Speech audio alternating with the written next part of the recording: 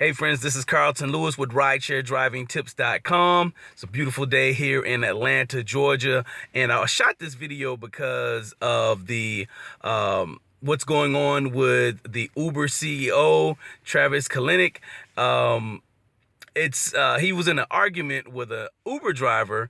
The Uber driver had picked him up and took him where he had to go, and at the end of the ride, he and the driver get into a heated argument about fares dropping. And the driver, he was frustrated. The driver said he'd lost $92,000. He'd had to file bankruptcy, and he was just really unhappy about what was going on, and he blamed it. Here's the key word: he blamed it on Travis. I think he said he got him a new vehicle and all that, and he blamed that on Travis. And one thing that Travis said in that video that I wholeheartedly agree with, and I would love to hear your thoughts on it, but I heard Travis say, you got to be responsible for yourself. It's not, to me, this is my opinion now, it's not Travis's fault that this guy went out and spent money for a car and went bankrupt, trying to drive for Uber. That's not Travis's fault. It comes down to responsibility, and I really understand where Travis is saying about that.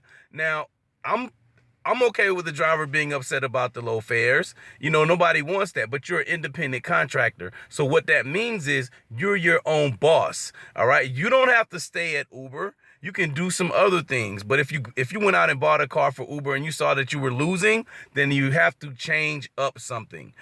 Case in point, I had an Uber vehicle. I had an Uber lease vehicle through Exchange Leasing. I'm going to do a whole video on this. And I was losing money with that vehicle. So I knew I had to get rid of that vehicle, but I didn't keep it for a year. I tried to turn it around. I did what I could to do and make money with it. But the problem with having the Exchange leasing vehicles is getting good insurance. Insurance is going to be higher because it sends a red flag to insurance companies when you have an Uber lease vehicle, because you have to have Exchange Leasing, which is Uber's company. You have to have them as additionally insured. You have to add them in as additionally insured, and that threw up a flag on my insurance, my regular insurance for my regular car, right? My personal vehicle. They said because I was doing commercial activity, I had to get commercial insurance and rideshare insurance. So, I mean, it may be different for some other people, but that was my experience with it. But what I did was I cut my losses.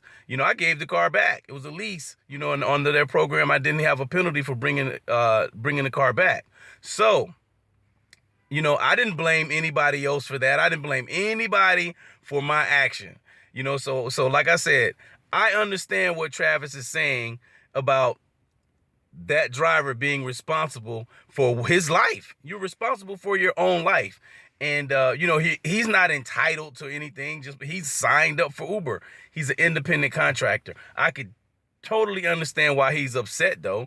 That's his livelihood. He's had to file bankruptcy. That's not fun.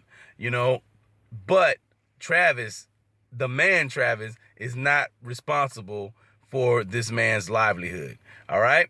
So if that's the case, he might as well go out and get a regular job. So I'd love to hear what you guys think about it. I'm going to go ahead and cut this video off, but definitely leave some comments below. You guys have been wonderful with leaving comments, and I really appreciate it. The channel is growing, and it's because of people like you. All right.